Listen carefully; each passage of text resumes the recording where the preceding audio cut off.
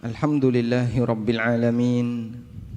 Wassalatu wassalamu ala ashrafil mursalin Nabiyyina wa maulana Muhammadin wa ala alihi wa sahbihi ajma'in. Wa ashhadu an la ilaha illallah wahdahu la syarika lah. Wa ashhadu anna Muhammadan abduhu wa rasuluh sallallahu alaihi wa ala alihi wa sahbihi wa man tabi'ahum bi ihsanin ila yaumiddin. Allahumma bika asbahna wa bika amsayna wa bika nahya wa bika namut wa ilaikan nusyur. Alhamdulillah, puji syukur kita haturkan kehadirat Allah Azza wa Jal. Dialah zat yang berikan kita kemudahan untuk bisa beribadah di pagi ini, dan kita lanjutkan dengan kajian bersama. Semoga Allah Subhanahu wa taala memberikan limpahan rahmat bagi kita semuanya, sehingga kita meninggalkan majelis ini dalam kondisi dosa-dosa kita diampuni oleh Allah Subhanahu wa taala. Allah ingatkan dalam Al-Qur'an di surat Al-Anfal yang menunjukkan bagaimana kasih sayang yang besar yang diberikan oleh Allah kepada para hambanya. Allah berfirman, "Wa huwallazi yatawaffakum bil-laili wa ya'lamu ma jarahtum bin-nahar. Thumma yab'atsukum fihi liyuqda ajalum musamma." Dialah zat yang mewafatkan kalian di malam hari. Wa ya'lamu ma jarahtum bin nahar, dan dia mengetahui apa yang akan kalian perbuat di siang hari. Thumma yab'atsukum fihi liyuqda ajalun musamma. Kemudian Allah bangunkan kalian di hari itu, liyuqda ajalum musamma, untuk diputuskan sampai batas waktu tertentu, untuk diwafatkan, dimatikan sampai batas waktu tertentu. Allah Subhanahu wa taala mengingatkan ini berkaitan dengan konteks orang musyrikin. Ketika orang kafir itu tidur, Allah tahu si kafir ini besok pagi ketika dibangunkan kembali Allah, ketika besok pagi dia dibangkitkan kembali oleh Allah dalam posisi dia bangun tidur, dia akan berbuat kekufuran. Allah tahu ketika Allah wafatkan orang ini, ketika Allah tidurkan orang ini di malam hari, orang ini ketika besok pagi bangun, dia akan berbuat kesyirikan. Tapi Allah Subhanahu wa taala tetap membangunkan dia. Allah berikan dia kesempatan untuk hidup. Allah kembalikan arwahnya dan dia bangun. Padahal dia akan berbuat kafir, dia akan berbuat kesyirikan. Liyuqda ajalun musamma, untuk dia habiskan masa hidupnya sampai batas waktu tertentu. Sebagaimana halnya orang kafir, kita juga mengalami kondisi yang sama. Di malam hari kita tidur, dan setiap hamba yang tidur hakikatnya nyawanya ditahan oleh Allah Subhanahu wa taala. Ditahan sesaat. Lalu ketika hamba ini bangun tidur, Allah kembalikan nyawa itu ke jasadnya, sehingga dia bisa bangun. Maka Nabi SAW ketika bangun tidur, beliau membaca doa, Alhamdulillahilladzi ahyana ba'dama amatana. Segala puji bagi zat yang menghidupkan kami, ba'dama amatana, setelah dia mematikan kami. Mematikan di waktu tidur. Dan pada saat kita tidur, Allah tahu besok pagi kita akan maksiat, tapi Allah izinkan kita hidup. Sehingga dialah zat yang maha kasih sayang kepada hambanya. Pada waktu Allah Subhanahu wa ta'ala menahan arwah kita di waktu kita tidur, Allah bangunkan kembali kita. Padahal dia tahu kita ini akan berbuat durhaka kepadanya, kita akan bermaksiat kepadanya. Sampai kapan? Sampai datangnya ajal. Terus demikian yang kita lakukan, sehingga hidup ini penuh dengan maksiat. Malam harinya kita tidur, siang harinya kita maksiat, seperti itu terus, sampai akhirnya ajal menjemput kita. Karena itulah jamaah yang dimuliakan Allah Subhanahu wa taala, ini memberikan pelajaran bagi kita agar memperbanyak istighfar kepada Allah di setiap waktu yang kita lakukan, terutama ketika di detik-detik kematian kita, pada saat kita mendekati ajal. Hadirin yang dimuliakan Allah Subhanahu wa taala, tema kajian kita di kesempatan hari ini sebagaimana yang disampaikan oleh panitia, amalan terbaik di ujung usia. Kita semuanya mengharapkan agar kita bisa mendapatkan husnul khatimah. Meskipun perjalanan hidup kita dipenuhi dengan aneka maksiat, namun kita ingin menghadap Allah Subhanahu wa taala dalam kondisi bersih dan bisa mendapatkan husnul khatimah. Dan dalam Islam, hisab itu ada dua. Hisab sebelum kematian dan hisab pasca kematian. Hisab sebelum kematian penentunya ada di bagian akhir. Jika bagian akhir itu baik, maka bagian depan dianggap baik. Sebagaimana disebutkan dalam hadis yang sahih riwayat Bukhari Muslim dari sahabat Sahal bin Sa'ad As-Sa'idi radhiyallahu anhu, Nabi sallallahu alaihi wasallam bersabda, "Wa innamal a'malu bil khawatim." Sesungguhnya amal itu baik buruknya ditentukan oleh ujungnya. Sehingga sebelum kematian penentu nilai seorang hamba adalah ujungnya. Apabila ujungnya baik, maka seluruh amalnya dianggap baik, dan sebaliknya ketika ujungnya buruk, maka seluruh amalnya dianggap buruk. Berbeda dengan peraturan hisab pasca kematian. Hisab pasca kematian penentunya ada di depan, ada di awal. Sebagaimana yang disabdakan oleh Nabi sallallahu alaihi wasallam, awwalu ma yuhasabu bihil abdu min amalihi as-salah.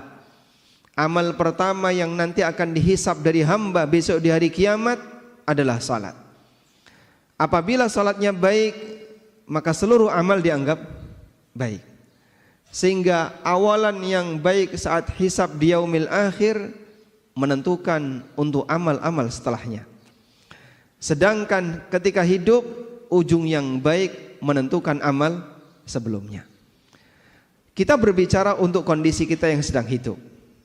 Maka perjuangan kita sebagai hamba Allah yang taat sampai kapan jamaah? Sampai kita mati. Perjuangan kita sebagai hamba Allah yang taat kita lakukan sampai kita mati. Sehingga perjuangan kita adalah bagaimana caranya agar kita bisa mengakhiri hidup ini dalam kondisi sebagai hamba yang saleh. Sebab kita menjadi hamba Allah itu sampai mati. Sebagaimana yang Allah Subhanahu wa taala firmankan dalam Al-Qur'an, wa'bud rabbaka hatta ya'tiyakal yaqin. Sembahlah Rabbmu, jadilah hamba Allah yang baik, hatta ya'tiyakal yaqin, sampai datang kepadamu al-yaqin. Dan makna al-yaqin, para ahli tafsir mengatakan maknanya adalah al-maut, kematian. Sebagaimana yang dikutip oleh Al-Hafidz Ibnu Katsir dari Salim bin Abdullah bin Umar. Salim bin Abdullah bin Umar, cucunya Umar bin Khattab radhiyallahu anhu. Wa'bud rabbaka hatta ya'tiyakal yaqin. Sembahlah Rabbmu sampai datang kepadamu kematian. Kata Salim, huwa al-maut. Yang dimaksud di sini adalah kematian. Dan ini sejalan dengan firman Allah Subhanahu wa taala di surat Al-Muddatsir. Ketika Allah menceritakan penyesalan penduduk neraka. Penduduk neraka itu mengatakan, lam naku minal musallin wa lam naku nut'imul miskin wa kunna nakhudu ma'al khaidin wa kunna nukadzibu biyaumiddin hatta atanal yaqin. Dulu kami tidak pernah salat. Kami tidak pernah ngasih makan orang yang membutuhkan. Kami hidupnya hanya bersenda gurau. Dan kami mendustakan hari kiamat hatta ya'tiyanal yaqin, sampai datang kepada kami al-yaqin, yaitu kematian. Sehingga jamaah belakang Allah, kita menjadi hamba Allah, beribadah kepada Allah, berbuat taat kepada Allah, ujungnya adalah kematian. Dan itulah perjuangan kita. Sehingga bagi seorang muslim, titik akhir dia dalam melakukan ketaatan adalah saat ajal menjemputnya. Karena itu Bapak Ibu yang dimuliakan Allah, berbicara tentang amal terbaik di akhir usia, kita tidak membahas masa silam. Mungkin di antara kita punya masa silam yang berwarna-warni. Ada yang masa silamnya kelam, ada yang masa silamnya bagus, beraneka ragam. Namun kalau kita bandingkan antara diri kita dengan para sahabat, bisa jadi masa silamnya para sahabat lebih gelap dibandingkan kita. Di antara sahabat ada yang pernah menyembah berhala. Di antara sahabat ada yang pernah minum khamr. Di antara sahabat ada yang bahkan pernah berusaha untuk membunuh nabinya sallallahu alaihi wasallam. Di antara sahabat ada yang membunuh sahabat yang lain. Seperti Al-Wasi membunuh siapa? Hamzah. Namun kemudian beliau masuk Islam dan kemudian beliau menebus dirinya berperang di perang Yamamah melawan Musailamah Al-Kadzab sampai akhirnya terbunuh di perang Yamamah. Sehingga para sahabat Nabi sallallahu alaihi wasallam orang yang masa silamnya sangat gelap, sebagian di antara mereka. Namun ketika cahaya Islam itu datang, mereka menjadi pahlawan-pahlawan bagi kaum muslimin dan kita punya hutang budi bagi mereka. Sehingga dalam masalah ini kita tidak berbicara masa silam. Masa silam mungkin kita punya aneka masa silam yang berwarna-warni. Kalau berbicara berkaitan dengan amal terbaik, kita berbicara terkait masa saat ini dan bagaimana perjuangan ke depannya. Makanya dalam Islam kita tidak diajarkan untuk tenggelam dengan masa silam, tapi kita diajarkan untuk bersikap optimis berkaitan dengan masa mendatang. Selanjutnya jamaah berkat Allah Subhanahu wa taala. Lalu apa amal terbaik yang bisa kita perjuangkan di sisa usia kita? Terutama bagi mereka yang usianya sudah 60 ke atas atau mungkin 50 ke atas dan dia sudah mulai membayangkan nampaknya saya harus persiapan untuk menghadap Allah Subhanahu wa taala.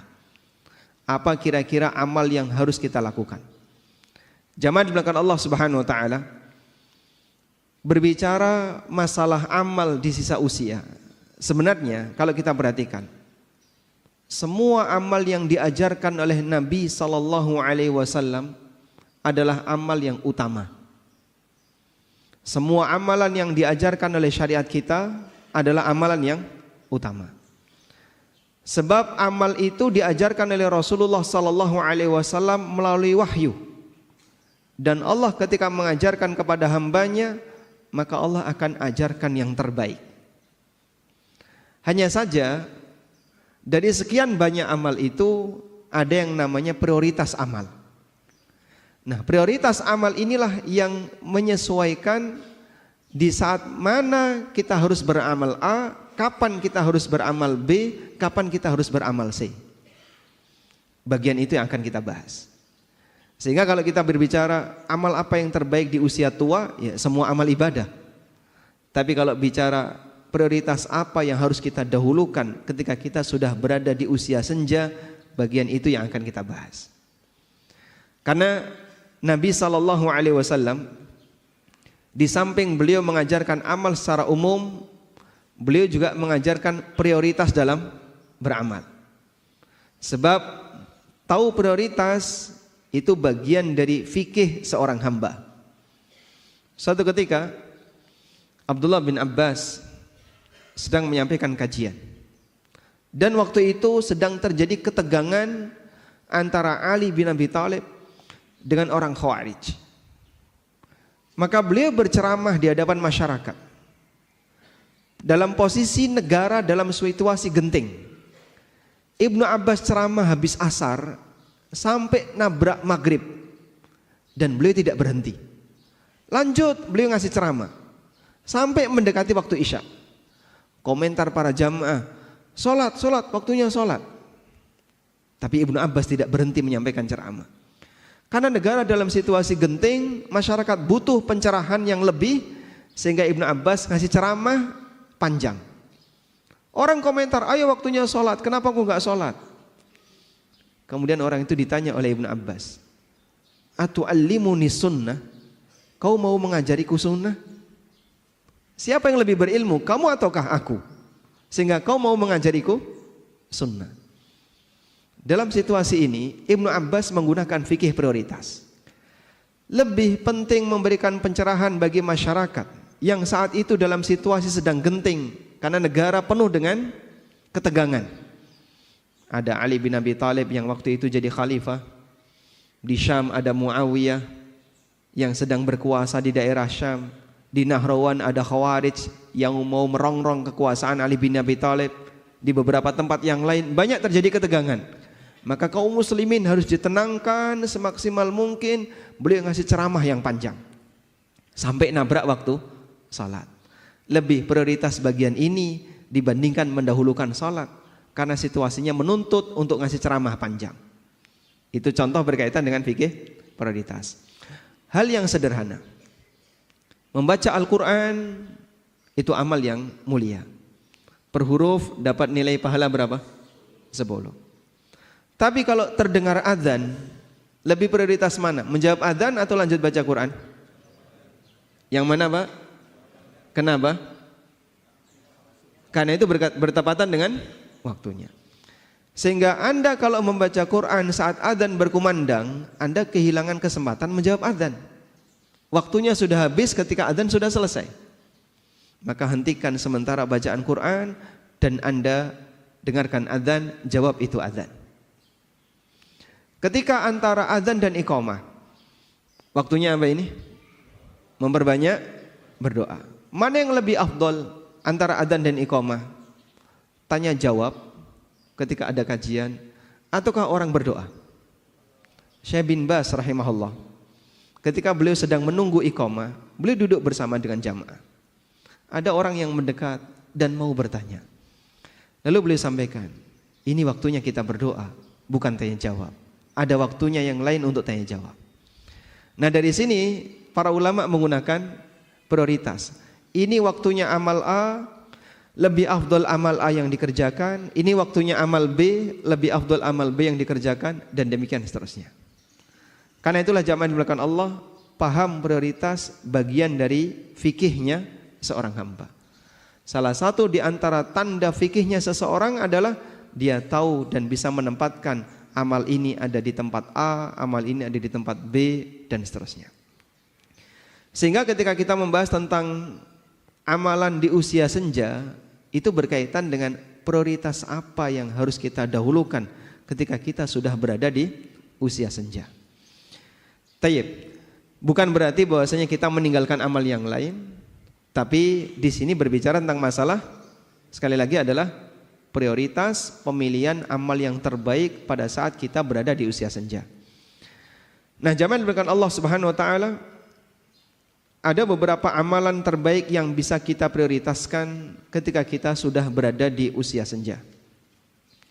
Yang pertama, Anda bisa fokus pada amalan ringan yang bisa dijangkau, namun dikerjakan secara rutin. Amalan ringan yang bisa dijangkau tapi dikerjakan secara rutin. Kenapa harus dikerjakan secara rutin? Karena pahala yang didapatkan oleh seorang hamba itu sesuai dengan rutinitasnya. Pahala yang didapatkan oleh seorang hamba menyesuaikan dengan rutinitasnya. Nabi SAW pernah bersabda, "Idza maridal abdu aw safara kutiba lahu ma kana muqiman sahiha." Apabila seorang hamba itu sakit atau dia safar, maka akan dicatat untuknya amalan pahala sebagaimana yang menjadi rutinitasnya ketika dia dalam kondisi sehat dan tidak sedang safar. Sehingga jamaah dimulakan Allah, kalau ada orang yang punya kebiasaan puasa Senin Kamis, tiap Senin dan Kamis dia puasa, suatu ketika dia sakit sehingga dia tidak berpuasa, maka dia tidak berpuasa bukan karena malas, tapi dia tidak berpuasa karena uzur. Sehingga Allah Subhanahu wa taala tetap memberikan pahala baginya. Dia dapat puasa Senin walaupun dia tidak berpuasa, sebab dia punya kebiasaan itu. Bagi mereka yang tidak punya kebiasaan, maka saat dia sakit dia tidak berpuasa, dia tidak dapat pahala karena dia ketika sehat juga tidak berpuasa. Orang semacam ini tidak mendapatkan catatan pahala sebagaimana mereka yang punya kebiasaan. Hal yang sama juga terjadi pada mereka yang sedang safar. Maka hadis yang menyebutkan apabila seorang hamba itu sakit atau safar, dia mendapatkan catatan pahala sebagaimana ketika dia sehat dan mukim, hanya berlaku untuk amalan yang menjadi rutinitasnya. Sehingga bapak-bapak misalnya atau ibu-ibu melakukan safar, dan musafir itu dianjurkan tidak sholat rawatib, sehingga sholatnya hanya yang wajib saja, sedangkan rawatib ditinggalkan, dan itu sunnah. Kita safar, ketika kita mukim, kita punya kebiasaan rawatib. Duhur kita rawatib, asar kita rawatib, demikian pula maghrib, isya dan subuh kita punya sholat rawatib. Pada waktu kita safar itu semuanya kita tinggalkan kecuali qobliyah subuh. Maka insya Allah pahala sholat rawatib tetap ada walaupun kita tidak mengerjakannya. Sebab kita tidak mengerjakan sholat rawatib ketika safar karena ini sesuai sunnah. Kita tinggalkan bukan karena kita tidak mau melaksanakan, tapi kita tinggalkan beralih dari satu sunnah ke sunnah yang lain, sehingga amal rutin ini tetap tercatat pahalanya. Baik, kita terus berjuang beramal sampai pada posisi fisik tidak bisa diajak untuk beramal. Ada satu kondisi di mana ini dengkul nggak bisa dipakai untuk ruku. Ada satu kondisi di mana itu paha nggak bisa nyanggah tubuh kita ketika berdiri, sehingga kita sholat sambil duduk. Ada satu kondisi di mana kita tidak bisa berangkat ke masjid. Ada satu kondisi di mana kita hanya bisa berbaring di atas kasur. Kita butuh tabungan untuk perjuangan di hari itu. Sampai kapan? Sampai Allah memberikan kemampuan kita untuk beramal. Allah Subhanahu wa taala berfirman, "Illal ladzina amanu wa 'amilus salihati falahum ajrun ghairu mamnun." Kecuali orang yang beriman dan orang saleh, mereka akan mendapatkan pahala yang ghairu mamnun, yang terus mengalir. Allah berikan pahala kepada hambanya yang mukmin sebagaimana pahala yang dijanjikan oleh Allah Ta'ala untuk nabinya sallallahu alaihi wasallam. Nabi Muhammad sallallahu alaihi wasallam dikatakan dalam Al-Quran, wa innalaka la ajran ghairu mamnun, dan kau Muhammad punya pahala yang terus mengalir, enggak pernah putus. Dan orang yang beriman diberi oleh Allah yang sama, illal ladzina amanu wa 'amilus salihat falahum ajrun ghairu mamnun. Orang yang mukmin dan beramal saleh, dia dapat pahala yang tidak pernah putus. Bagaimana penjelasannya? Coba simak keterangan Ad-Dhahhak. Ad-Dhahhak rahimahullah, seorang ulama tabi'in, pernah mengatakan, beliau meriwayatkan dari Ibnu Abbas, idza kana al-'abdu fi shababihi kathiras salah, kathiras siyam was sadaqah, thumma dha'ufa amma kana ya'malu fi shababihi, ajrallahu azza wa jalla lahu ma kana ya'malu fi shababihi. Ketika seorang hamba itu masih muda, dia rajin salat, rajin puasa, rajin sedekah, sampai akhirnya tubuhnya jadi lemah, sehingga dia tidak bisa salat sebagaimana kebiasaan dia di waktu muda. Maka Allah Subhanahu wa taala tetap ngasih pahala untuk dia di saat dia tidak mengamalkannya di usia tua. Sehingga sekali lagi jamaah, mungkin saat ini kita bisa datang hadir 5 waktu ke masjid, bolak-balik, selesai sholat kita pulang, nanti ada panggilan kita datang lagi, pulang lagi, ada panggilan kita datang lagi. Sampai batas waktu tertentu kita nggak bisa menghadiri panggilan itu. Karena saya sudah nggak bisa keluar rumah, hanya bisa duduk di atas kursi, hanya bisa berbaring di atas kasur. Terdengar suara adzan, pingin datang, fisik nggak bisa diajak. Terdengar panggilan untuk sholat, tapi badan nggak bisa berdirikan, hanya bisa duduk. Maka sesuai dengan kebiasaan kita pada waktu kita masih kuat melakukannya, pahala itu terus mengalir. Itulah orang beriman dan beramal saleh, falahum ajrun ghairu mamnun. Mereka tetap mendapatkan pahala yang terus mengalir. Maka ketaatan dan ibadah ringan, mini habit, kebiasaan ringan tapi isinya ketaatan. yang kita lakukan jemaah itu adalah tabungan di hari tua. Sehingga kalau ada orang yang bilang olahraga itu adalah tabungan kesehatan di hari tua, maka ibadah-ibadah yang ringan itu adalah tabungan di saat kita sudah tidak bisa lagi mengerjakannya. Bapak Ibu punya kebiasaan salat rawatib, puasa sunnah, qiyamul lail, atau ibadah-ibadah yang lain. Ini semuanya ada batasnya. Karena fisik hamba bisa jadi lebih pendek umurnya dibandingkan usia dia hidup. Sehingga orangnya masih hidup tapi fisiknya nggak bisa diajak. Semangatnya tetap ada, namun jasadnya nggak bisa dipaksa untuk melakukannya. Dia nggak putus sebab niatnya terus berjalan. Orang seperti inilah pahalanya tidak akan pernah putus.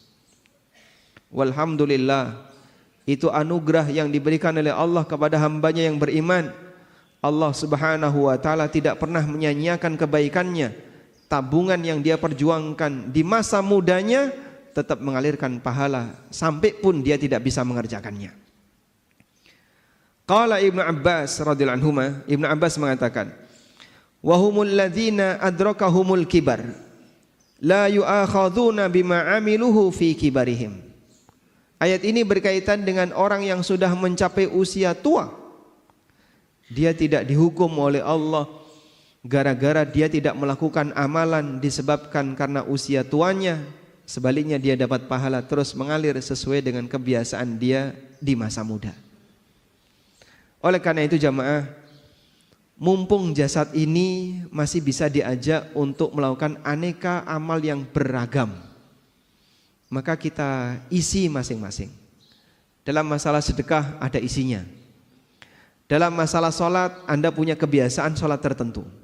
Dalam masalah puasa ada amal sunnah tertentu. Diisi di semua cabang-cabang amal. Ringan tapi rutin.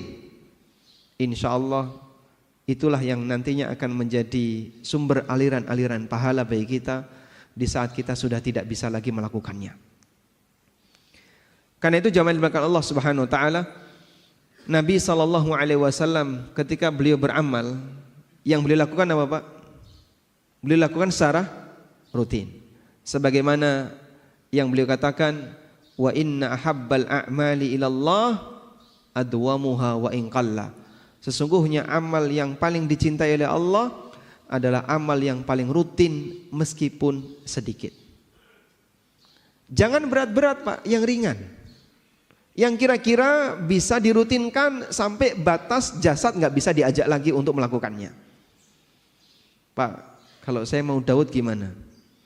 Sekiranya Bapak terlalu keberatan dengan Daud, turunkan Senin Kemis. Saya masih kuat lebih dari itu.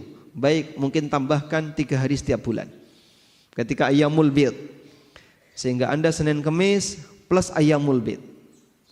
Terlalu berat, sebaiknya tidak dilakukan. Diceritakan oleh Aisyah radhiyallahu anha, pernah satu ketika ada seorang wanita yang bernama Haula bintu Thuwaid datang ke rumahnya Aisyah. Dan waktu itu ada Rasulullah sallallahu alaihi wasallam. Lalu Aisyah menceritakan kepada Nabi sallallahu alaihi wasallam, "Hadhi Haula bintu Thuwaid, za'amu annaha la tanamul laila." Ini adalah Haula bintu Thuwaid. Banyak orang mengatakan wanita ini enggak pernah tidur di malam hari. Isinya tahajud. Faqala Rasulullah sallallahu alaihi wasallam, kemudian Nabi sallallahu alaihi wasallam keheranan, lalu beliau mengatakan, "La tanamul lail?" Enggak pernah tidur di waktu malam? Kemudian beliau kasih arahan. Khudhu minal a'mali ma tutiqun fa innallaha la yamallu hatta tamallu. Ambil amal yang mampu untuk kalian rutinkan, karena Allah enggak pernah bosan sampai kalian bosan dalam beramal. Allah enggak pernah bosan untuk ngasih pahala kepada kalian sampai kalian bosan dalam beramal. Maksudnya gimana? Putus amalnya gara-gara dia kecapean. Maka akan lebih baik melakukan yang rutin tapi enggak putus, daripada yang ringan tapi enggak putus, daripada terlalu berat tapi putus. Sebab catatan kita ada pada rutinitas, bukan ada pada amal yang sifatnya borongan. Baik, ini yang pertama. Selanjutnya, prioritas yang kedua. Di saat kita sudah merasa bahwasanya kita sudah di sisa-sisa usia, 60 tahun, 70 tahun, maka amalan yang ditekankan adalah memperbanyak bertaubat kepada Allah. Sebagaimana seorang hamba ketika mau menghadap Allah pada waktu salat, maka dia diperintahkan untuk melakukan taharah, bersuci dengan berwudu, atau mandi, atau kalau nggak bisa dua-duanya, tayammum. Apa fungsinya taharah? Agar hamba menghadap Tuhannya dalam kondisi suci dari hadas dan suci dari najis, sehingga dia menghadap Allah dalam keadaan suci dan bersih lahiriah jasadnya, meskipun bisa jadi dia bawa dosa, belum suci batinnya. Tapi hamba diperintahkan untuk terus menghadap Allah dalam setiap keadaan, terutama ketika sholat wajib. Orang ketika mau ke tanah suci yang merupakan pusat kiblat, persiapan untuk menghadap Allah di tanah suci lebih jauh lagi. Di mana, Pak? Di mikot, dalam jarak 450 kilo kalau ngambil mikotnya dari Dzulhulaifah. Sehingga persiapan untuk beribadah di tanah haram sudah dilakukan 450 kilo. Dan di zaman Nabi SAW, di zaman para sahabat, perjalanan dari mikot Dzulhulaifah sampai ke kota Mekah butuh waktu kurang lebih 7 hari, sepekan. Dalam kondisi memakai pakaian ihram, tidak boleh pakai wewangian, tidak boleh menggunakan pakaian berjahit yang membentuk lekuk badan, tidak boleh ini, tidak boleh ini, ada banyak sekali larangan. Dan mereka bersabar untuk itu. Zaman sekarang orang naik bis 5 jam, itu saja sudah merasa kelamaan. Milih naik kereta 2 jam. Dan itu persiapannya jauh. Sehingga zaman dibelakang Allah, untuk menghadap Allah kita butuh mensucikan diri. Orang mati menghadap siapa? Allah Azza wa Jalla. Ya ayyuhal insanu innaka kadihun ila rabbika kadhan famulaqi. Wahai manusia, sesungguhnya kalian itu sungguh mengalami kelelahan ila rabbika, menuju Rabbmu, famulaqi, sampai kalian ketemu Allah. Sehingga semua hamba ketika mati dia akan bertemu dengan Allah, dia menghadap Allah Subhanahu wa taala. Maka sebelum menghadap Allah, jika waktu masih hidup, kita diperintahkan untuk mensucikan jasad dari hadas dan najis. Maka pada saat kita menjelang mati, kita sucikan dengan banyak bertobat, kita bersihkan batin kita dari dosa. Inilah rahasia kenapa Allah Subhanahu wa taala memerintahkan nabinya sallallahu alaihi wasallam untuk memperbanyak bertasbih dan istighfar serta bertaubat setelah Fathu Mekah. Dengan diturunkannya surat An-Nasr. Surat An-Nasr surat apa, Mas? Surat An-Nasr. Alam Nasrah. Ya. Wan Nasr idza jaa nasrullahi wal fath. Itu surat Al-Asr ya, wal Asr. Surat An-Nasr. Idza jaa nasrullahi wal fath. Wa ra'aitan nasa yadkhuluna fi dinillahi afwaja. Apabila telah datang nasrullah, pertolongan Allah, wal fath, dan Fathu Makkah. Wa ra'aitan nasa yadkhuluna fi dinillahi afwaja. Dan kau lihat manusia, masyarakat, mereka masuk ke dalam agama Allah afwajan, secara berbondong-bondong. Ada sebagian imam yang keliru dalam membaca surat An-Nasr. Mereka baca kayak gini. Wa ra'aitan nasa yadkhuluna fi dinillahi afwaja afwajan fasabbih bihamdi rabbika wastaghfir. Berhenti di afwaja betul, tapi ibtida ngulang di afwaja keliru. Karena kalau diulang afwajan fasabbih bihamdi rabbika wastaghfir, secara berbondong-bondong sucikanlah nama Rabbmu dan beristighfarlah. Jadinya zikir jama'i. Ya. Bertasbihlah dan beristighfarlah secara berbondong-bondong, kan jadinya zikir jama'i. Padahal afwajan itu kata keterangan untuk masuk Islam. Wa ra'aitan nasa yadkhuluna fi dinillahi afwaja. Afwaja keterangan untuk orang yang masuk Islam. Bukan fasabbihnya. Keterangan fasabbih enggak ada hubungannya dengan afwaja.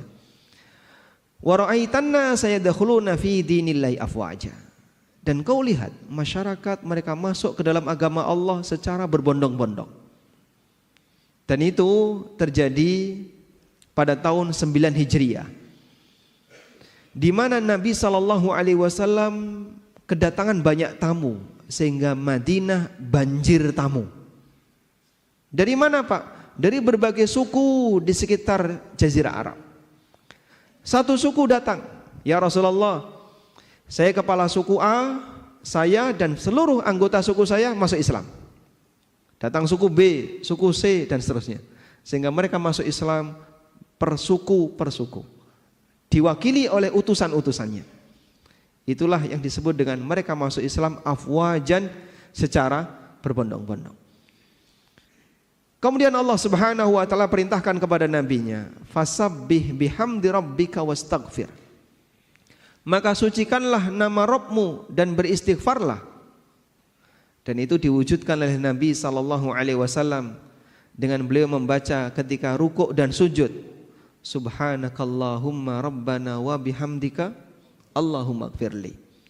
Subhanakallahumma rabbana, maha suci engkau ya Allah, wahai Rabb kami, wa bihamdika, dengan segala pujimu, Allahumma gfirli, ampunilah aku.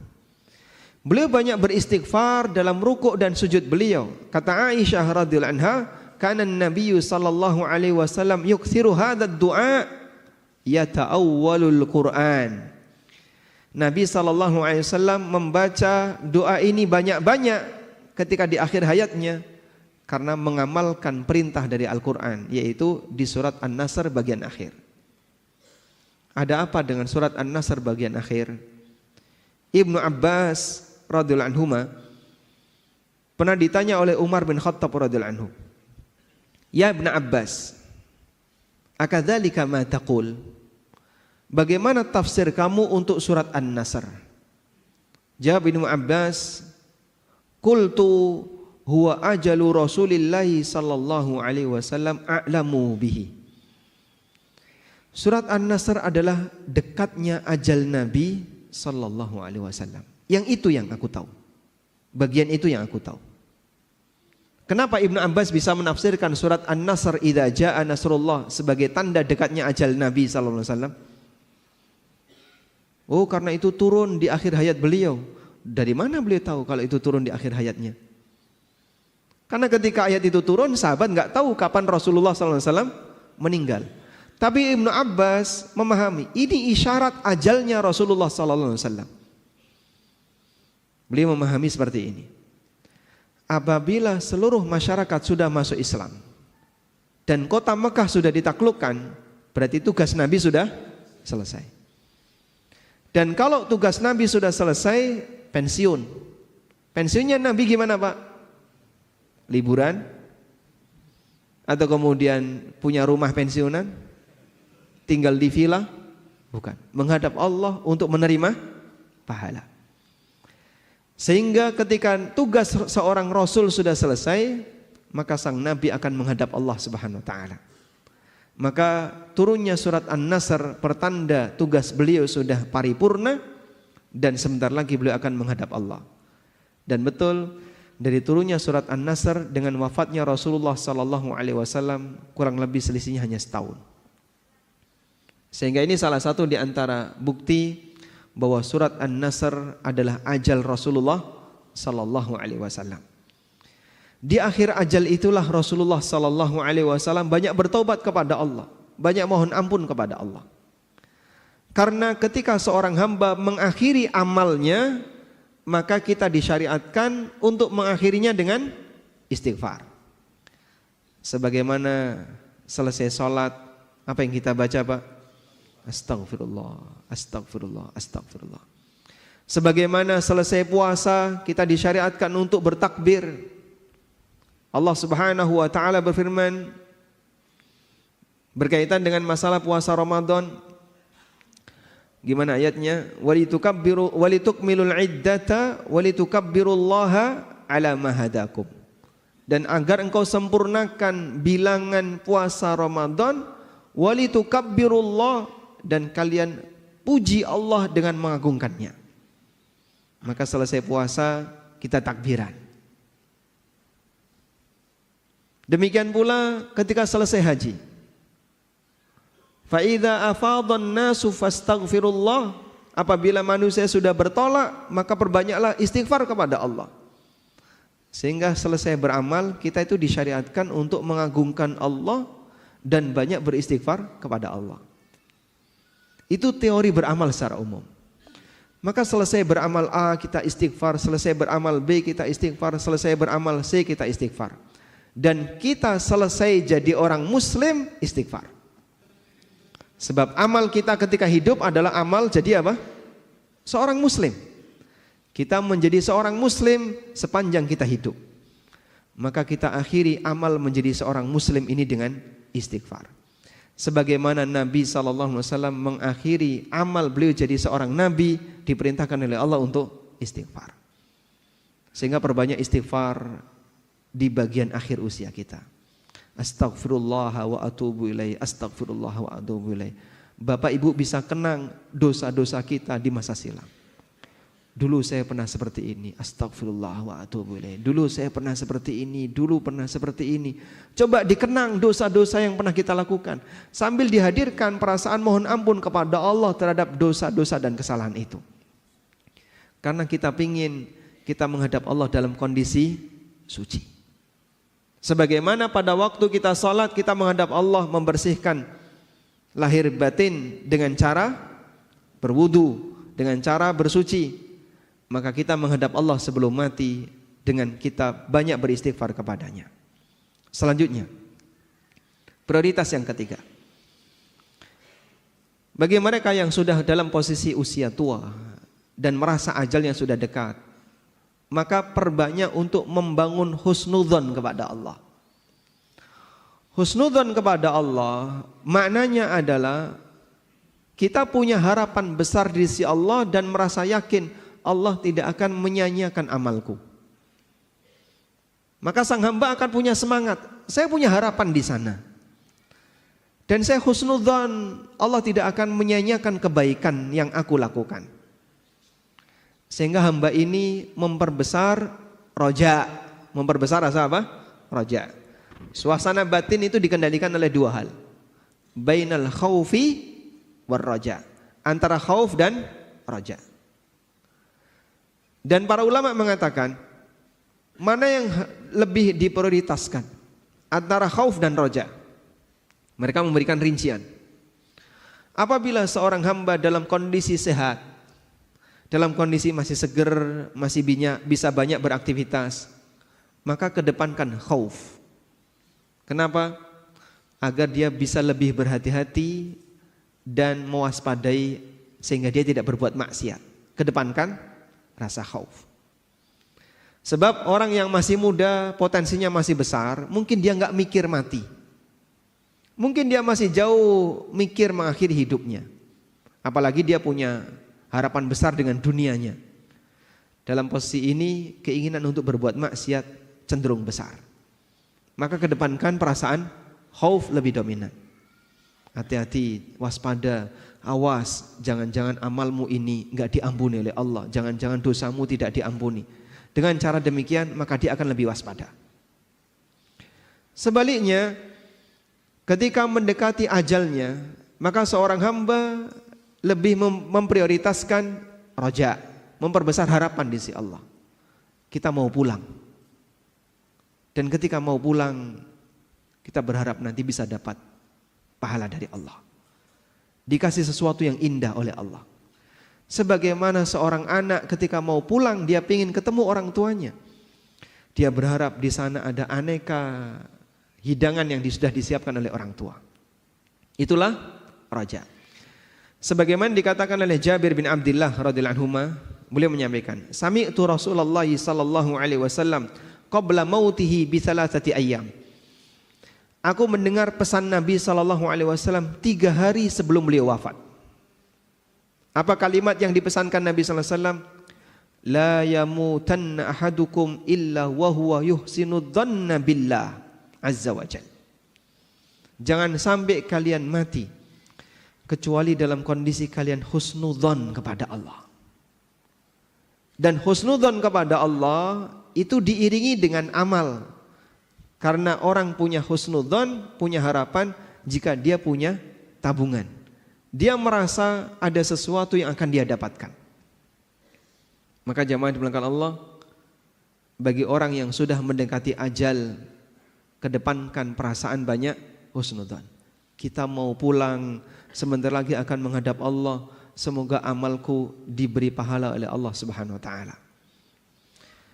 Dan apabila terkumpul dalam diri seorang hamba 2 hal ini, maka Rasulullah sallallahu alaihi wasallam memberikan jaminan bahwa orang ini akan dimasukkan oleh Allah ke dalam surga dan dijauhkan dari neraka. Disebutkan dalam hadis yang sahih bahwa Rasulullah sallallahu alaihi wasallam pernah menjenguk orang yang sedang sakit. Lalu beliau bertanya, "Kaifa tajiduka?" Gimana perasaanmu saat ini? Qala, si sakit ini kemudian mengatakan, "Wallahi ya Rasulullah. Ya Rasulullah, demi Allah, inni arjullah wa inni akhafu dzunubi." Ya Rasulullah, aku memperbesar harapan di sisi Allah. Aku berharap agar Allah mengampuniku. Meskipun di saat yang sama aku takut terhadap dosa-dosaku. Kemudian Rasulullah sallallahu alaihi wasallam mengatakan, "La yajtami'ani fi qalbi 'abdin fi mithli hadzal mautin illa a'tahu Allahu ma yarju wa amanuhu mimma yakhaf." Tidaklah berkumpul pada hati seorang hamba 2 perasaan ini ketika menjelang wafatnya, kecuali dia akan diberi oleh Allah sesuai dengan apa yang dia harapkan, dan dia akan dijauhkan oleh Allah dari apa yang dia takutkan. Sehingga roja dan khauf tetap ada pada waktu seorang hamba itu sedang sakit atau menjelang kematiannya, agar kita mendapatkan perlindungan dari apa yang kita takuti dan mendapatkan apa yang kita harapkan. Namun roja lebih dominan. Posisi roja lebih dominan sebagai bentuk husnudzon kepada Allah Subhanahu wa taala. Selanjutnya jamaah bukan Allah, prioritas yang keempat. Pada waktu kita sudah merasa di penghujung usia, fokus untuk memperbaiki diri dan tidak banyak bersengketa dengan orang lain. Mulai cooling down. Yang barangkali dulu banyak gesekan dengan teman, banyak gesekan dengan tetangga, banyak gesekan dengan keluarga, banyak gesekan dengan anak, sekarang sudah mulai diturunkan. Ada waktunya bapak tidak harus jadi raja selamanya di keluarga. Ada waktunya ibu tidak harus jadi ratu selamanya ketika di keluarga. Barangkali ada di antara kita punya karakter pengen selalu menang sendiri, pengen selalu dihormati, pengen selalu berkuasa. Kalaupun tegang gak mau kalah, mungkin dulu kita seperti itu. Sudah saatnya ini diturunkan. Karena kita mau menghadap Allah, mau berpulang, jangan sampai ada hak orang lain yang belum selesai dan masih meninggalkan sakit hati, sehingga itu bisa menjadi sumber musibah di hari kiamat. Sebagaimana yang dipesankan oleh Imam Asy-Syafi'i rahimahullah, orang yang paling banyak menderita ketika di hari kiamat adalah orang yang paling banyak punya masalah dengan masyarakat. Beliau mengatakan, bi'sazad ilal ma'ad al-udwanu alal ibad. Sejelek-jelek bekal menuju akhirat adalah permusuhan dengan masyarakat. Semakin banyak musuh dan dia pertahankan kondisi itu. Buat apa? Pak, sudah di usia 70 tahun, masih pingin selalu menang sendiri, masih pingin ngotot ini, rebutan ini, tanah sak jengkal saja sampai direwangi padu.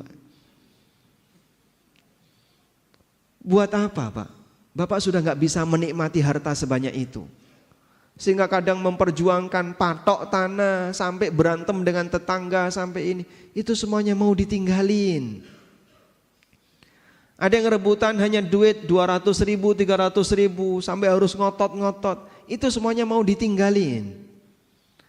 Ngapain harus ngotot seperti itu? Sudah waktunya Pak mempersiapkan. Kita mau pulang. Dan mungkin Bapak kalaupun menang gak bisa menikmatinya. Karena barangkali itu akan kita tinggalkan yang menikmati orang lain. Anda yang capek tapi orang lain yang menikmatinya. Sudah saatnya ketegangan seperti ini kita tinggalkan. Sehingga fokusnya adalah fokus saya mau memperbaiki diri saya. Bukan malah mengajak debat, bahas politik rano pucuke gitu. Kamu pilih yang mana? Gak akur dalam satu masjid gara-gara beda angka gitu. Yang satu nomornya A, yang satu nomornya B.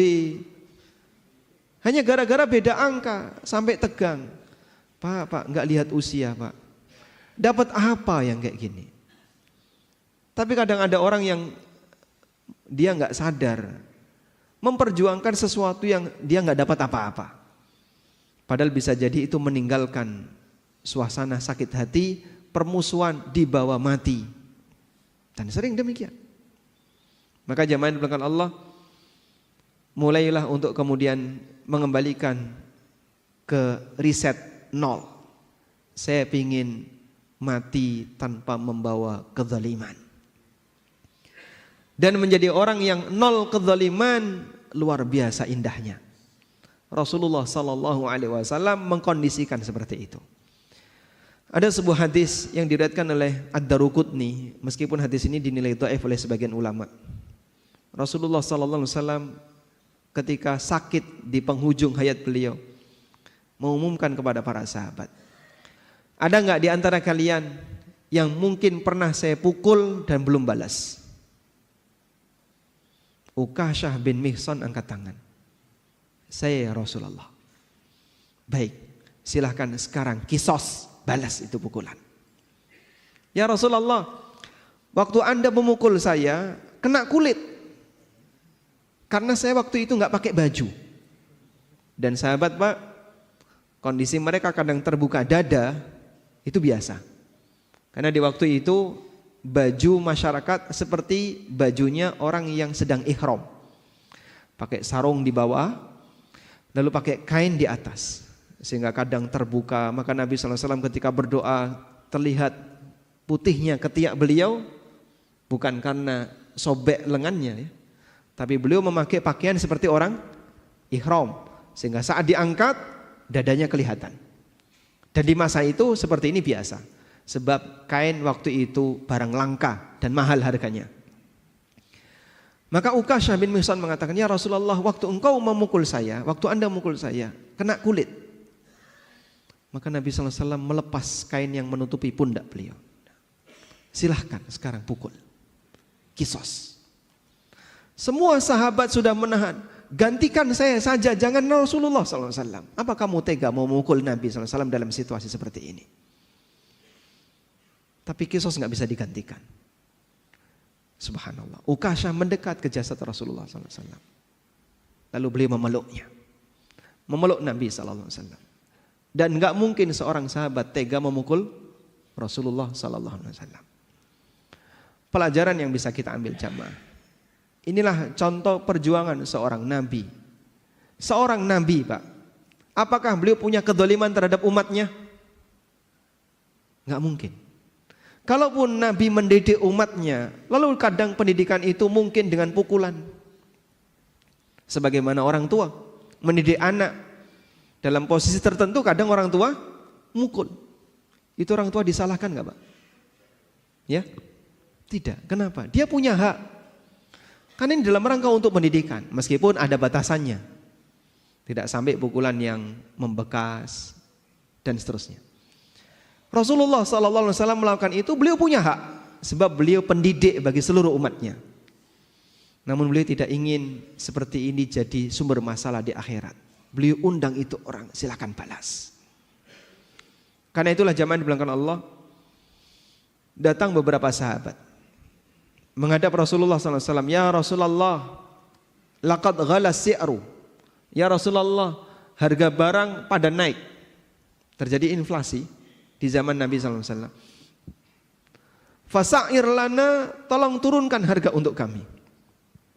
Apa jawab Nabi SAW? Innallaha huwal qabidul basitul musa'ir. Sesungguhnya Allah itu zat yang melapangkan dan menyempitkan rizki para hambanya. Wa inni la arju an alqallah wa laysa alayya madlamatun fi damin wala mal. Dan aku ingin menghadap Allah Subhanahu wa taala dalam kondisi tidak ada satupun kezaliman yang masih melekat pada diriku, baik berkaitan dengan masalah harta maupun masalah darah. Maka Rasulullah SAW tidak pernah menumpahkan darah seorang muslim siapapun sampai beliau meninggal. Dan beliau tidak pernah mendolimi harta muslim yang lain sampai beliau meninggal. Sampai ketika diminta untuk nurunin harga, Rasulullah SAW nggak mau. Kenapa Pak? Kenapa beliau nggak mau? Khawatir mendolimi pedagang. Sehingga saat harga naik itu kan kadang terjadi karena keseimbangan demand and supply.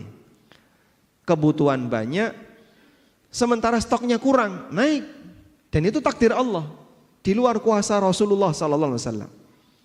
Dan beliau tidak disalahkan berkaitan dengan musibah, karena itu takdir Allah. Tapi kalau beliau turunkan, ada pedagang kulaknya mahal, gara-gara kebijakan beliau menurunkan harga, jadi harus diturunkan, rugi ini pedagang. Beliau takut pedagang ini nuntut di akhirat.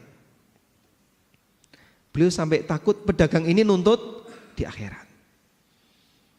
Coba bayangin, mereka yang memegang kebijakan masalah ini, bahkan termasuk mereka yang punya wewenang, sehingga melakukan audit, berapa harus bayar?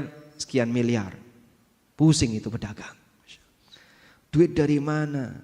Saya harus bayar ini dan seterusnya. Tapi kemudian tiba-tiba diambil sekian miliar. Orang ini sakit hati. Bisa jadi dia akan nuntut di akhirat.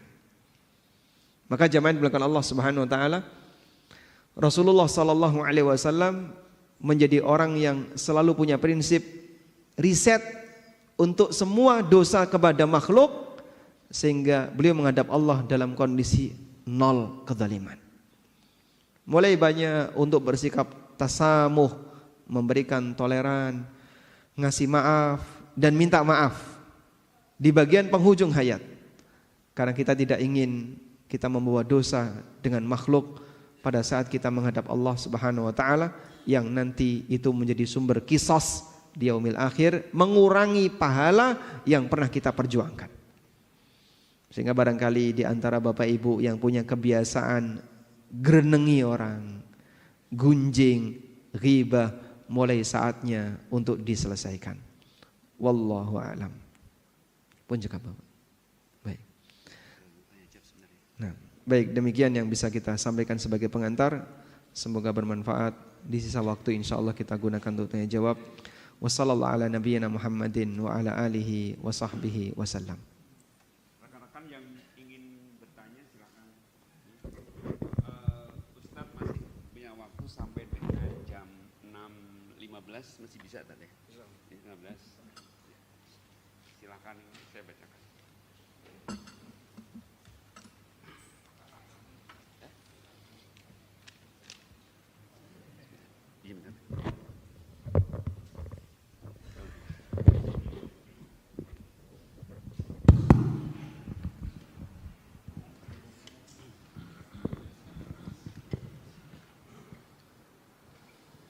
Assalamualaikum warahmatullahi wabarakatuh.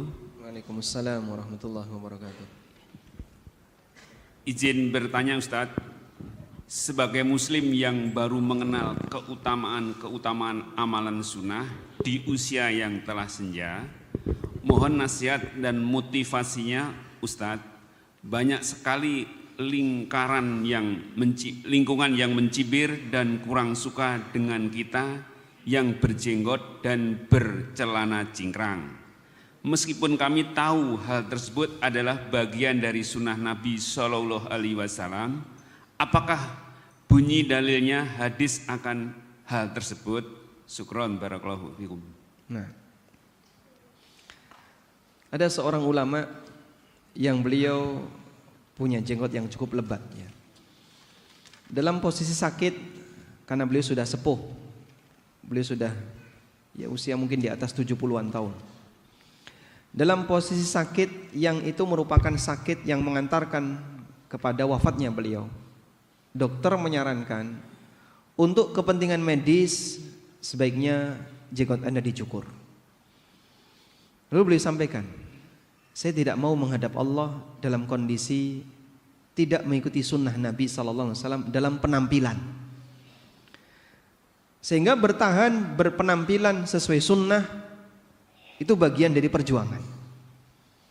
Maka beliau meskipun sudah diminta oleh pihak dokter, ini dalam rangka untuk kepentingan medis, bagaimana kalau jenggotnya dicukur? Beliau milih tidak, saya nggak mau, bertahan seperti ini saja.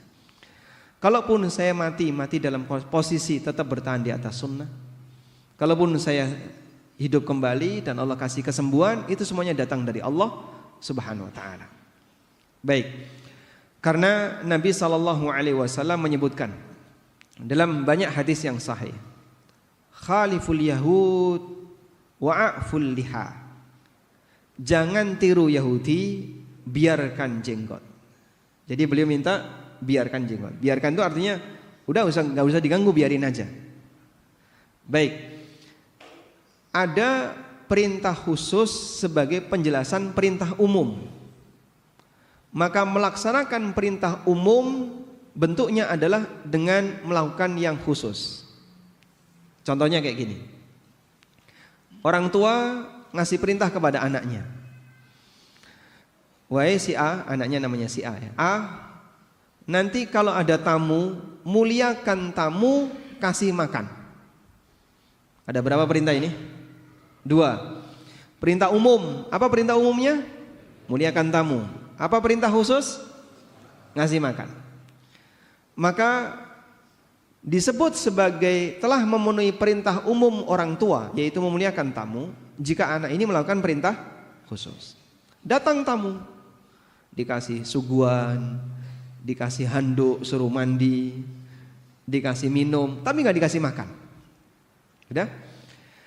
Tamunya pulang, anak lapor kepada bapak, Pak, tadi ada tamu, tak kasih minum, tak kasih suguhan, ya, tapi nggak tak kasih makan. Suguhannya minuman ya.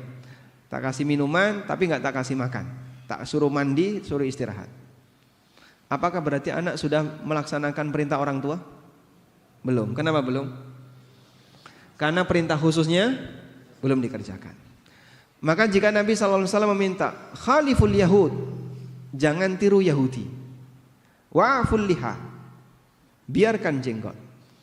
Maka melaksanakan perintah umum, yaitu agar kita tidak niru Yahudi, bentuknya adalah dengan melaksanakan perintah yang kedua. Paham di sini? Baik. Karena bagian dari prinsip syariat, ketika syariat ini datang, syariat ini mengajarkan beda dengan Yahudi dan Nasrani. Sebab dua umat ini datang lebih awal dan mereka punya penyimpangan, maka Nabi SAW datang meluruskan aneka penyimpangan itu agar tidak terjadi pada umatnya. Aneka penyimpangan-penyimpangan itu disebutkan dalam Al-Quran dan hadis-hadis beliau. Sebagian diantaranya adalah masalah penampilan. Oleh karena itu Anda bisa bersabar ya. Barangkali tetangga atau teman karena mereka belum tahu ilmunya ngasih komentar demikian, ini barangkali adalah ujian. Dan insya Allah itu lebih ringan dibandingkan ujian yang dialami di masa silam oleh para nabi. Sehingga Anda bersabar, semoga nanti mereka juga dapat hidayah. Nah. Assalamualaikum Ustaz. Waalaikumsalam warahmatullahi taala. Izin bertanya Ustaz. Sebagian kajian sunnah terkadang juga menabrak waktu isya. Kajian berhenti sejenak untuk adzan Isya, kemudian kajian dilanjutkan, salat Isya diakhirkan. Terkait fikih prioritas ibadah yang Ustadz sampaikan, mana yang lebih utama? Selesaikan kajian, baru lanjut salat Isya, atau salat Isya dulu, baru lanjut kajian? Jazakumullah khairan, Ustaz. Baik. Mungkin barangkali pertanyaannya saya alihkan. Mana yang lebih sesuai sunnah? Adzan, kemudian kajian, qomatnya diakhirkan. Mungkin masih setengah jam atau bahkan 1 jam. Masuk Isya jam 7, qomatnya jam 8. Karena ada kajian. Ataukah adzannya ditunda sehingga nanti mepet dengan iqamat pada waktu pelaksanaan sholat Isya jam 8. Atau adzan tepat waktu lalu iqamat terus sholat. Mana yang lebih sesuai sunnah? Ya. Baik. Jika kita menginginkan agar kajian ini selesai terlebih dahulu, materi rampung sehingga jamaah bisa mendapatkan materi secara utuh, tidak putus, maka kajian silahkan lanjut. Dan yang lebih sesuai sunnah, adzan itu mepet dengan iqamah. Sebab dulu Nabi SAW pada waktu beliau di Tabuk, Tabuk itu di mana? Di Arab ya, di utara Madinah. Jarak di masa silam perjalanan 1 bulan. Beliau ketika di Tabuk itu beliau singgah di beberapa tempat, singgah sekian hari, pindah lagi, sekian hari, pindah lagi, sekian hari. Dalam situasi musim yang sangat panas, mereka berteduh di bawah tenda. Saat Bilal mau keluar untuk adzan zuhur, tepat waktu, pas masuk awal waktu zuhur, ditahan oleh Nabi SAW, jangan adzan. Akhirnya Bilal kembali masuk. Mau keluar lagi, ditahan lagi. Hatta tafi'at tulul, sampai kerikil itu keluar bayangan. Kerikil keluar bayangan itu berarti matahari sudah cukup ke barat. Karena kalau benda tinggi bayangannya gampang kelihatan, tapi kalau benda kecil itu bayangannya lebih susah kelihatan. Kerikil, benda kecil ya, kerikil keluar bayangan, berarti matahari sudah sangat ke barat. Baru Nabi SAW mengizinkan Bilal, sekarang silakan adzan. Akhirnya Bilal adzan, lalu iqamah salat duhur. Sehingga beliau mengakhirkan salat duhur dan adzannya diakhirkan. Baik. Karena itu Al-Hafidz Ibnu Hajar rahimahullah ketika menjelaskan hadis ini, beliau menyampaikan, sunnah berkaitan dengan orang yang mau mengakhirkan salat, maka adzannya juga diakhirkan.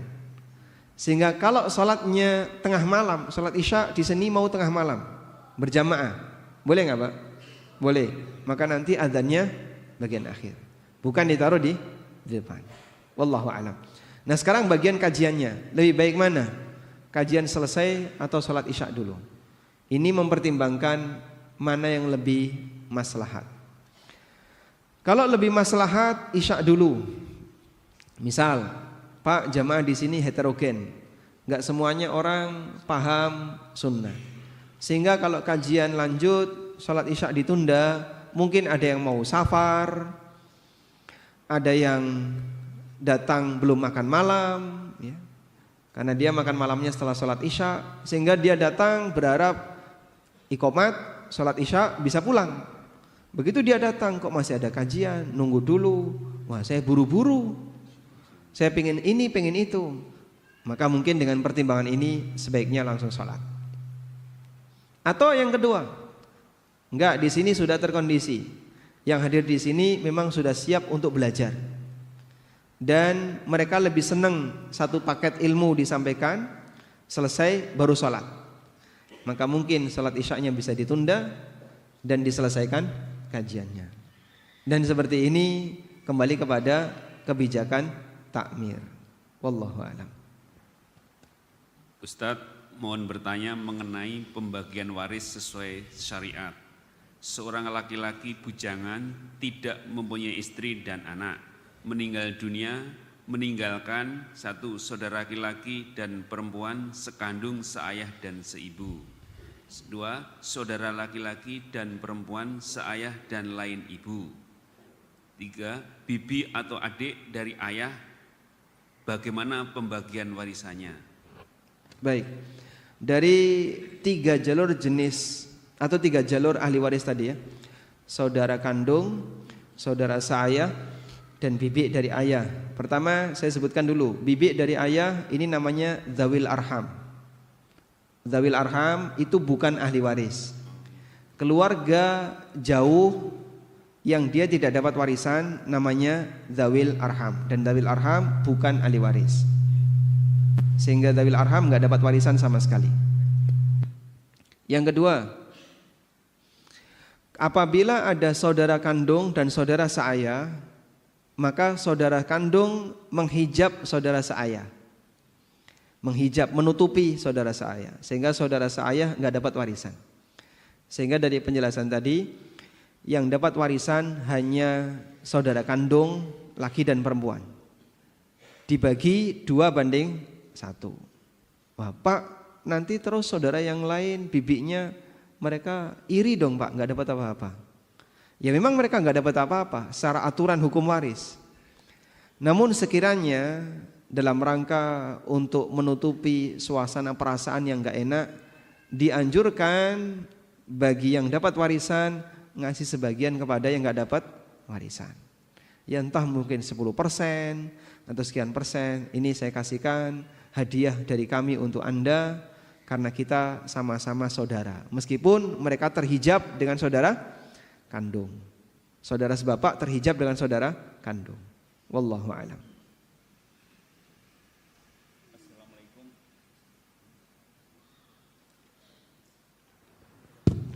Assalamualaikum Ustaz. Waalaikumsalam warahmatullahi. Fikih prioritas.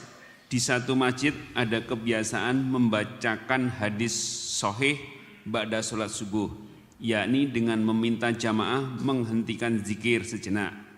Pertanyaan, apakah ada kebiasaan dari sahabat tabi'in, tabi'ut tabi'in melakukan ibadah seperti ini? Hadis yang dibaca berasal dari buku kumpulan hadis sahih atau bukan dari kitab syarah?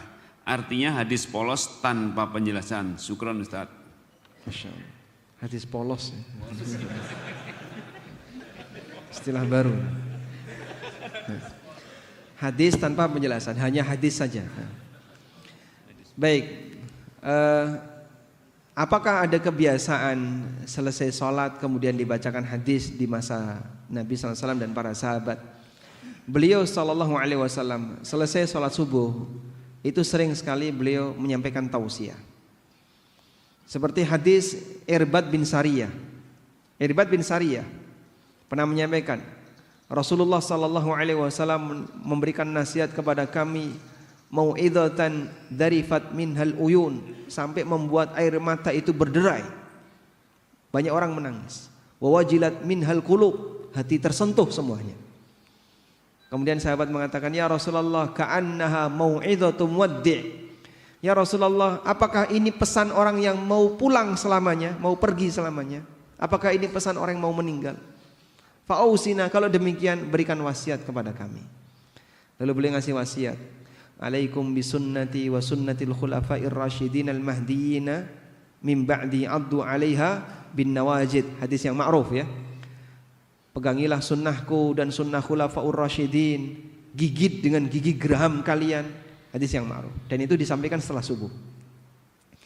Rasulullah SAW juga kadang selesai subuh tanya kepada sahabat, siapa di antara kalian yang punya mimpi? Silakan ceritakan. Barangkali aku bisa mentakwil.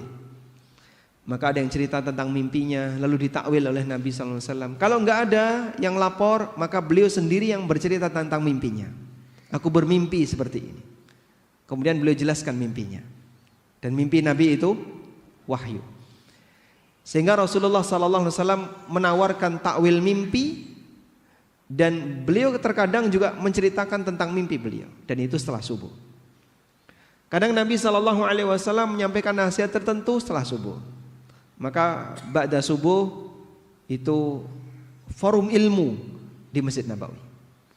Dan sampai sekarang seperti itu masih berlanjut. Sebagaimana ba'da maghrib juga jadi forum ilmu. Karena itu kalau sekiranya pembacaan hadis dan menunda waktu Anda untuk berzikir sejenak, saya kira ini tidak sangat mengganggu. Karena baca hadis tanpa syarah hanya sebentar. Sehingga kalau bicara prioritas, insya Allah baca hadis Anda bisa dengarkan dengan seksama. Dan perhatikan, ini sabda Nabi SAW. Atha bin Abi Rabah pernah datang seorang anak SMP, kemudian bilang kepada Atha, wahai Imam Atha, saya mau membacakan hadis kepada Anda. Kemudian beliau duduk dengan rapi, nunduk, didengerin, silahkan dibacakan. Selesai anak ini membacakan hadis, pergi dia.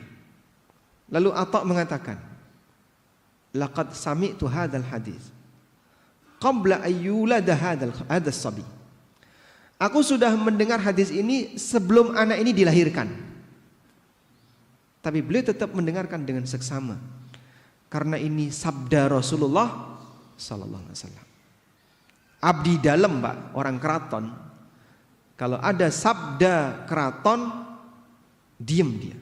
Nunduk mendengarkan.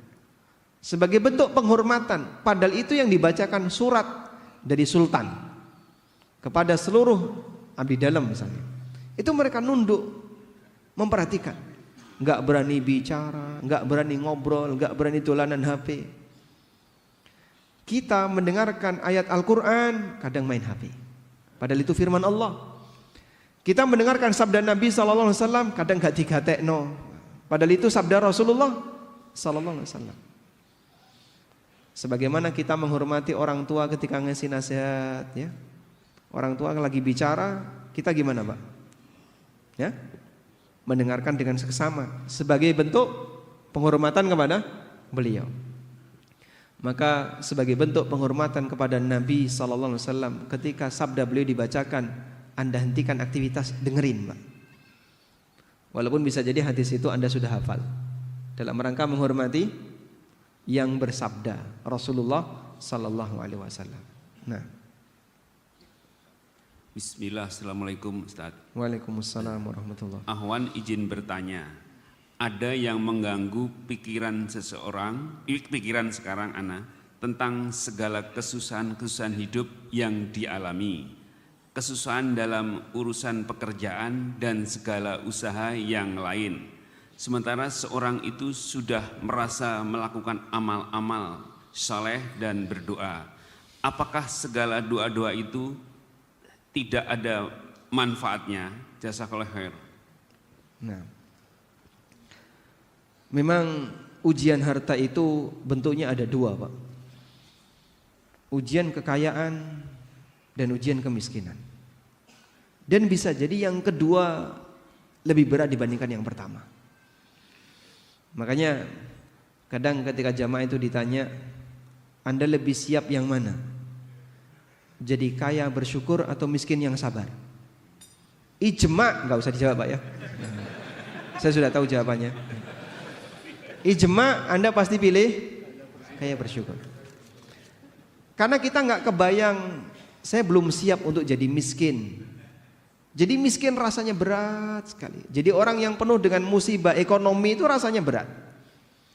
Sehingga Anda merasa nggak sanggup untuk bersabar. Meskipun dua-duanya ujian, baik kaya maupun miskin, dua-duanya ujian.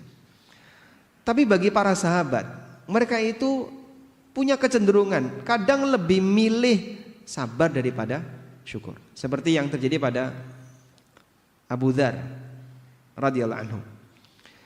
Beliau pernah mengatakan, atau dalam keterangan yang lain Abu Darda, beliau pernah mengatakan, Abu Darda mengatakan, al-maradu ahabbu ilayya minas sihah wal faqru ahabbu ilayya minal ghina.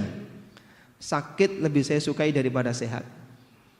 Jadi tiap hari sakit, nek gak watuk pilek, ditemek watuk misalnya. Tiap hari sakit lebih saya sukai daripada saya sehat. Miskin lebih saya sukai daripada kaya. Kenapa? Karena beliau punya kondisi, saya itu merasa dekat dengan Allah saat dapat musibah. Dan itu merasa lebih nikmat bagiku dibandingkan ketika saya dapat nikmat berupa harta. Jadi suasana kenikmatan itu adalah kedekatan dia dengan Allah. Dengan musibah ini, dengan miskin ini saya bisa nangis.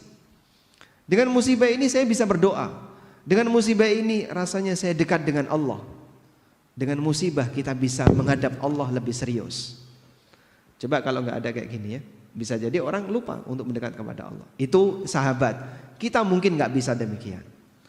Namun kalau misalnya Anda menghendaki, Pak, saya berharap agar ekonomi ini nggak jadi ujian bagi saya, agar kondisi ekonomi ini nggak jadi ujian bagi saya. Mungkin ini nggak bisa, karena masalah ujian itu Allah yang milih dan Allah yang menentukan, bukan kita. Maka yang lebih penting adalah bukan terhindar dari ujian, sebab hidup ini pasti ujian. Tapi yang lebih penting adalah bagaimana cara menghadapi ujian, bagaimana mensuasanakan batin ketika menghadapi ujian. Anda berdoa, mungkin doa Anda gak kunjung dikabulkan. Bagi sahabat itu lebih penting daripada dikasih lalu putus doanya. Sebagaimana Umar bin Khattab radhiyallahu anhu. Bagi saya bukan dikabulkan doa yang penting, namun diberi kekuatan berdoa itulah yang penting.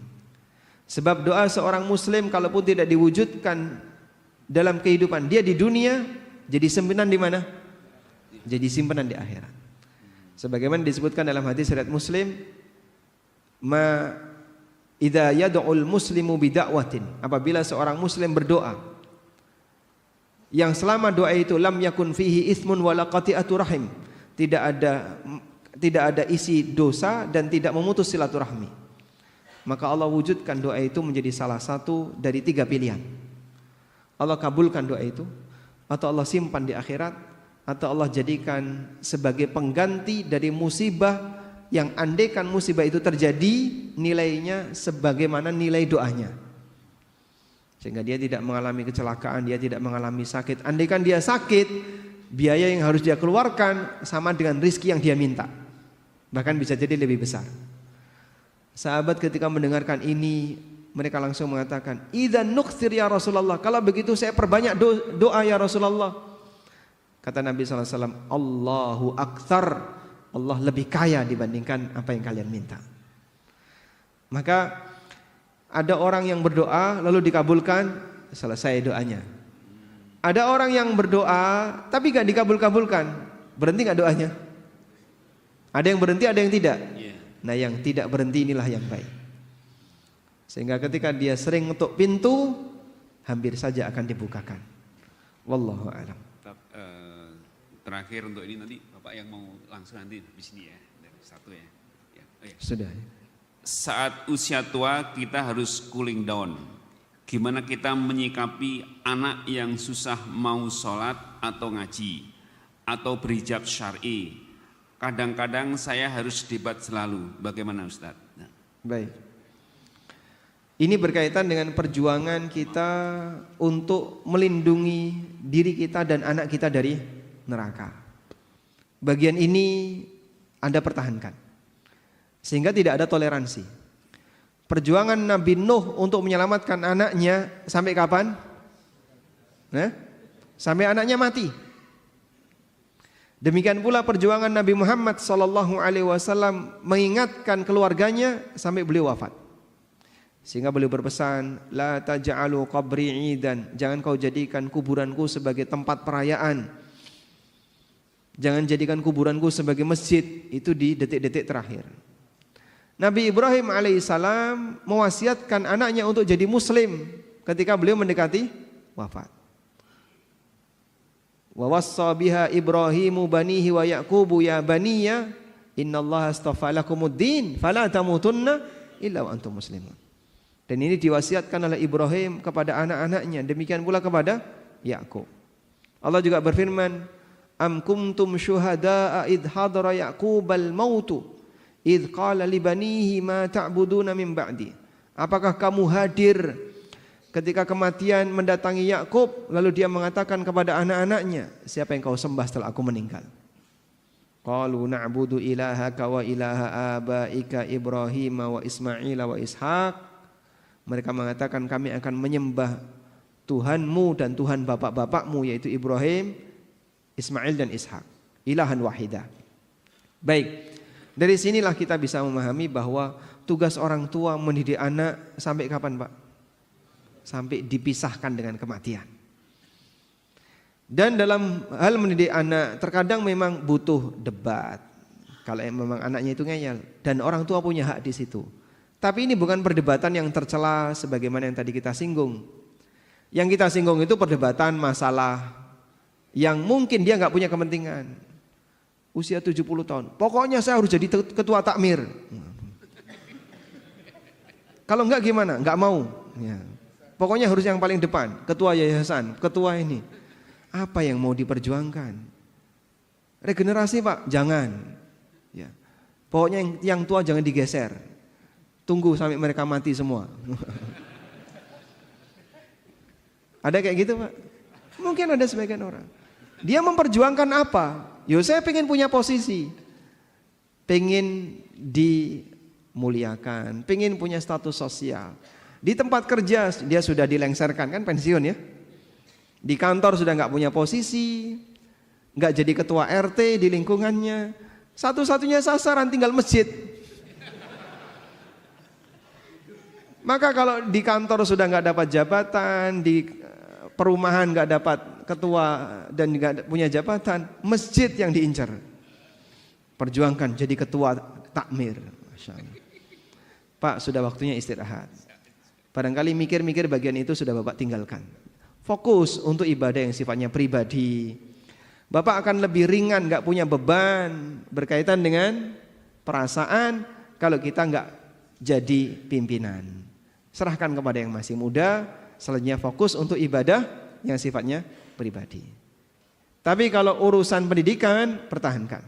Jangan sampai kendor dalam masalah ini, karena kita punya tanggung jawab untuk mengasuh anak, untuk mendidik anak sampai dipisahkan dengan kematian.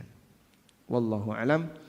Demikian, semoga bermanfaat. Wassallallahu ala nabiyyina Muhammadin wa ala alihi wa sahbihi wa sallam wa akhiru da'wana alhamdulillahi rabbil alamin. Subhanakallahumma wa bihamdika asyhadu an la ilaha illa anta astaghfiruka wa atubu ilaik. Wassalamu alaikum warahmatullahi wabarakatuh.